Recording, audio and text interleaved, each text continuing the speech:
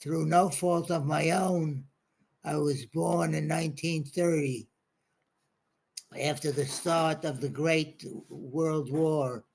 It's really all one world war.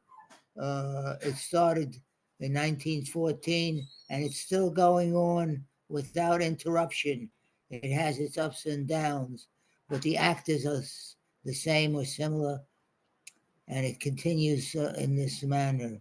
Where I was born in Brighton Beach, which is a de facto Jewish ghetto, and I was raised by parents who were very radical, and it rubbed off on me, I guess.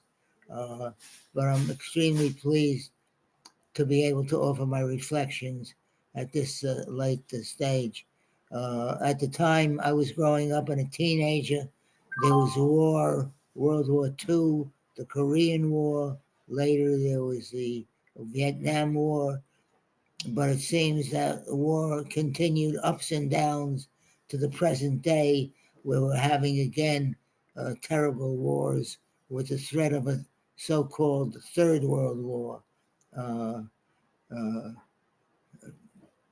when I was growing up in Brighton Beach, there was a rise after World War II in anti-Semitism. Racism was of course, very terrible, and there was threat of continuing wars with Vietnam War and and and the Korean War, which I was drafted for. Um, but one thing I remember today that I think is very important, and that is a quote that Reverend Paul attached to one of his emails, and it was by a rabbi whose name I forgot. But the quote, and I'm paraphrasing, I don't have the original. The quote is, quote, in life, every person, every person is preceded by a band of 20 angels who chant, make way, here comes a being created in the image of God. Oh, wow, that knocked me for a loop. Can one think of a more powerful statement of the importance and sanctity of the individual uh, person? However, some of us, including me, would probably prefer if the quote read this way: make way for a being whose image God was created. Either way, however, uh, it is a powerful testament to the sanctity of the human being on earth. Uh, that sanctity is so powerful that there is no statute of limitations on murdering another person. Even if you unwittingly contribute to the death of another person, that also is considered a crime. Um, so that universally, certainly with Unitarian Universalists, but mostly all other religions and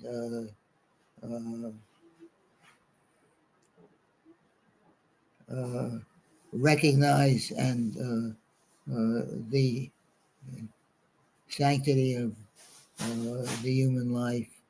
Um, so much so that the only crime for which the death penalty is considered would be the murder of another person.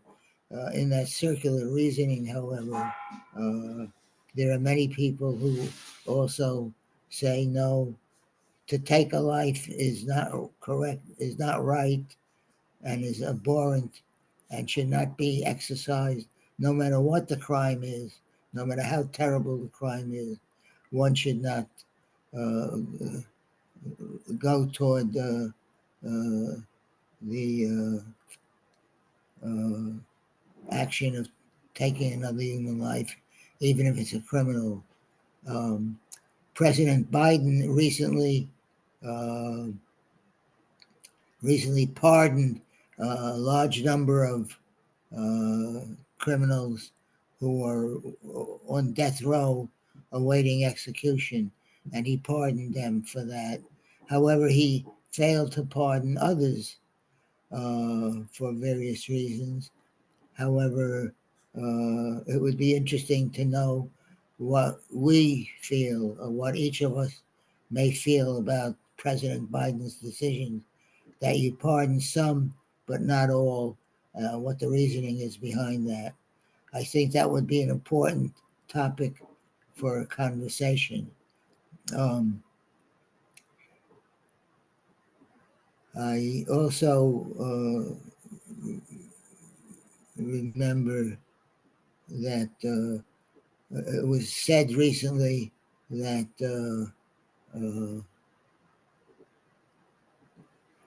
it was said recently that when God created the first being, after a few days, the being spoke to God, and the being said, "God, I'm lonely."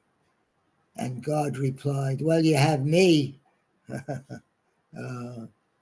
And the being replied, "Don't take it personally, God, uh, because I really like you, but I had something different in mind." And God said, "Okay." And he took the being back to his workshop and added a couple of things here, removed a couple of things there, and created the function of giving birth to most uh, human beings.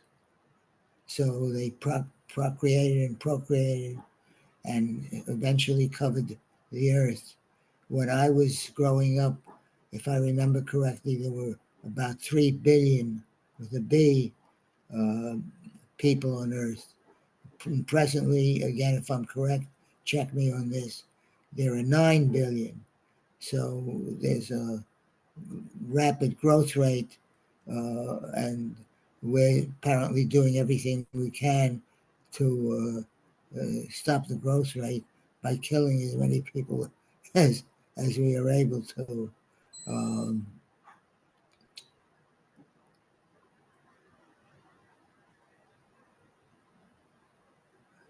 with all the and science, uh, science shows us that all the people on Earth come originally about 50 or 100,000 years ago from one family. Actually, they're able to trace from one man and one woman, and their name was not Adam and Eve. There were some other separation. Uh,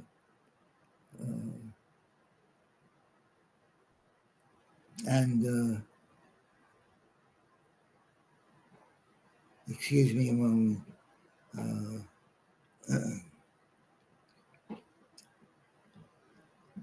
but war, oh, uh, so that the people on Earth are actually technically all related.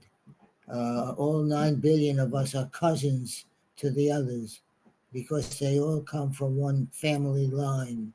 And that is really remarkable to understand and to know. Uh, the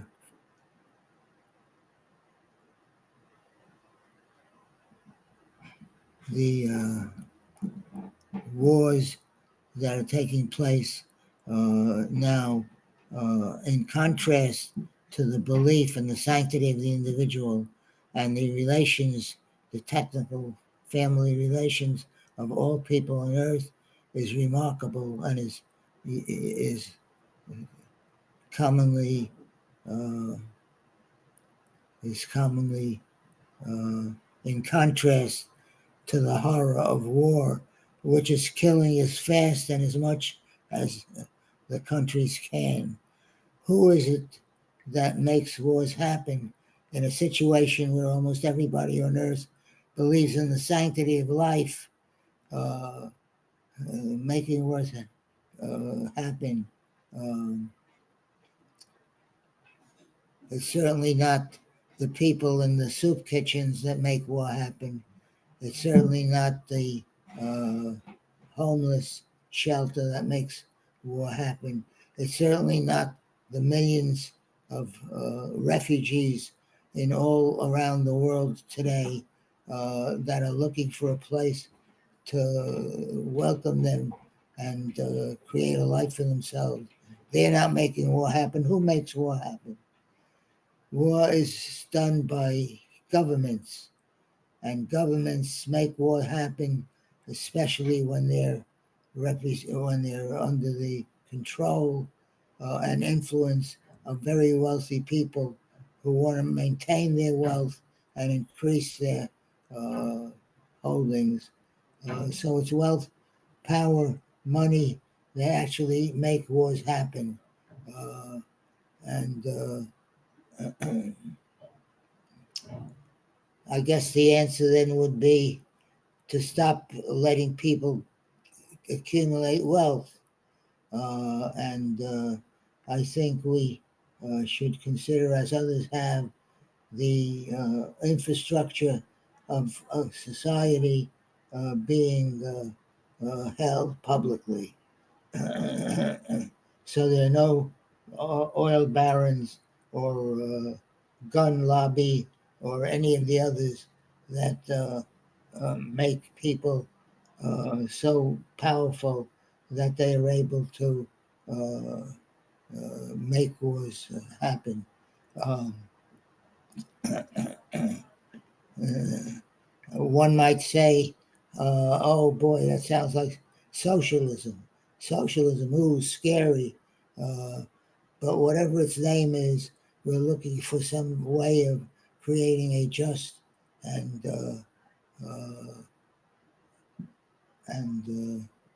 loving society. And if that's the way to do it, then we have to find a way to do that. Uh, Wars are not due to human nature. Wars are due to the structure of society. Martin Luther King Jr., the great prophet of the 20th century, said in a speech he gave shortly before his murder, in a speech called Where Do We Go From Here, said, what we need to do to make the changes that we're making stick is to make fundamental changes in the structure of society. And that's what uh, we should examine if we are true uh, to our faith uh, target. Uh, then we should examine the way that works and what we can do to affirm and promote uh, uh, the inherent worth and dignity of every human being. That's from the first principle of Unitarian Universalists to promote, to advise, to, I lost it, sorry. In any event, let me conclude, if I can remember something here, uh, let me conclude by quoting three questions that were posed by a prophet of antiquity. I think it was Maimonides. Three questions, the answers to which uh, uh, would be the basis of human morality. Um, uh, those questions are: uh, uh, if I am not for myself, then who will be for me? But if I am only for myself, what am I? And if not now, when? Those are the three questions that Maimonides challenges humanity to answer and develop a morality that would serve our purpose in making a just and peaceful society. Uh, Thank you very much. If you like this video, please like us on YouTube, subscribe to our YouTube channel, and click on the bell to be notified whenever we post a new video. Thank you.